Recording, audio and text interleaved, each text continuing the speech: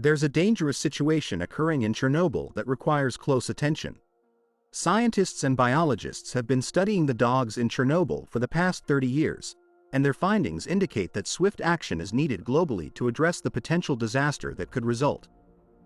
The fate of the Chernobyl dogs also raises concerns about the possibility of genetically modified dogs coexisting with humans. It's important to investigate what's happening to these dogs to prevent any further risks. The Chernobyl nuclear power plant in the Soviet Union's Ukrainian territory experienced the world's most significant nuclear disaster on April 26, 1986. This catastrophic event completely transformed the region's ecological landscape. The explosion of steam inside Reactor 4 and subsequent fires that burned for 10 days discharged enormous quantities of radioactive substances like iodine-131, cesium-137, and other radionuclides. These materials not only spread throughout the area but also traveled via weather patterns to countries like Belarus, Russia, Ukraine, and other parts of Europe. The radioactivity even reached North America. The area around the Chernobyl exclusion zone, spanning 2,600 square kilometers and encompassing the power plant, suffered greatly from the radioactive cloud that was released during the nuclear accident. This led to a massive ecological catastrophe that greatly reduced the abundance of wildlife in the region. Although some species seem to have recovered due to a lack of human interference, many have not. On the other hand, the previous effects of the disaster, such as high doses of fires and radiation, may have caused a reduction in the mating population, leading to a significant reduction in genetic diversity. However, large-bodied mammals such as canines have been understudied in the population genetic studies of organisms in the Chernobyl exclusion zone, despite their potential to provide important insights into the survival and history of life in this environment. One particularly interesting case is the domestic dog population in the region, as little is known about their origins and how they survived after the nuclear disaster. It is suggested that the current populations may be descended from pets left behind by people who evacuated the area, such as the city of Pripyat, which had a population of about 50,000 people. After the evacuation, the Ukrainian Ministry of Internal Affairs started evicting abandoned pets to prevent the spread of radioactive contamination. However, some of the dogs in the Chernobyl exclusion zone are believed to have run away from hunters and were taken care of by the camps of Chernobyl cleanup workers and more recently by tourists. It is unclear how much the dog population has grown since the nuclear disaster in 1986, how many visible populations remain, how diverse these populations are, or if they are limited by geographical constraints. However, what is known is that the region surrounding the power plant, with a radius of about 19 miles, is uninhabited by humans but has hundreds of dogs. Researchers became curious about how these dogs survived and studied the genomes of 302 of them, mostly descended from pets left behind during the nuclear disaster. The tested dogs have made their homes in the power plant, slept in abandoned buildings, and begged for scraps from tourists and cleanup crews. After their research, the scientists found that the dogs living in and around the power plant were genetically distinct from those living miles away. The canines living in the plant were seen to be more inbred and mostly German shepherds. The dogs in nearby Slavudik and Chernobyl City, situated 28 and 9 miles from the disaster area respectively, were mostly a mix of modern breeds that looked like dogs elsewhere. Scientists do not have any conclusive evidence that radiation caused the genetic dissimilarity between the dogs in different regions, but the study marks the beginning of an effort to better understand the effects of long-term exposure to low radiation levels on animals and how they can survive in such hostile conditions. Elena Ostrand, a co-author of the study and a geneticist at the National Institute of Health, made a statement about the survey of these dogs. She said that characterizing these different populations was the necessary first step to conducting the next experiment, which is to find out how the Chernobyl dogs have survived in this hostile environment of radiation, cold temperatures, and limited food. The initial explosions at the Chernobyl plant claimed the lives of between 2 and 50 people, but thousands more people possibly died due to the long-term effects of radiation exposure in the subsequent years.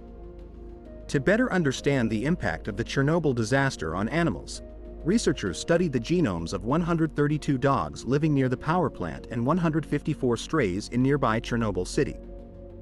They discovered that the dogs came from 15 different families, with some spread over large regions while others were more confined. The dogs at the power plant and those in Chernobyl city didn't seem to interbreed much, and some areas of the power plant had significantly higher levels of radioactive cesium-137 than the city. While it's difficult to determine which genetic differences are caused by radiation exposure versus other factors, the researchers plan to conduct more studies on these dogs. Insights into the canines could have implications for cancer treatments or even space exploration. This study is the first step in understanding how exposure to high levels of radiation affects large mammals. Further research conducted by Megan Dillon and her team has led to the discovery that Chernobyl stray dogs may have adapted to their toxic environment on a genetic level. This finding has implications for understanding the effects of chemical and radioactive exposure on wildlife and people. Dillon, a PhD student at North Carolina State University, analyzed the DNA of two populations of dogs, one living near the power plant and the other near the abandoned city of Chernobyl. The researchers found evidence that suggests these populations may have adapted to their environment over generations. This study, published in Canine Medicine and Genetics, sheds light on the genetics of Chernobyl's animal populations, which has been a subject of previous ecological and genetic research.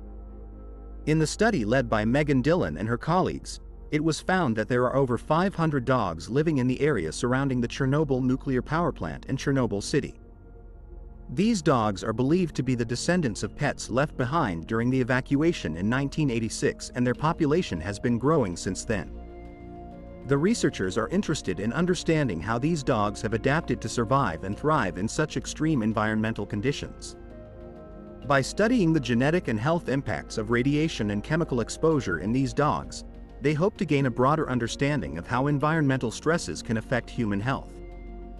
The feral dogs of Chernobyl have gained attention in recent years due to their unique living conditions in a contaminated environment, which has become a topic of interest for scientists studying the long-term effects of pollutants. Megan Dillon and her team sought to understand the genetic background of these dogs by collecting blood samples from 116 dogs in the power plant and Chernobyl city populations. The samples were obtained in 2018 and 2019 as part of a sterilization and vaccination effort by the Clean Futures Fund Dogs of Chernobyl project. The study found that despite living in close proximity, there was very little interbreeding between the two dog populations near Chernobyl. Both populations were descended from a mix of different domestic breeds and were genetically distinct. However, the researchers also observed some genetic shifts that were likely caused by environmental stresses, including radiation, organic pesticides, heavy metals, and other pollutants.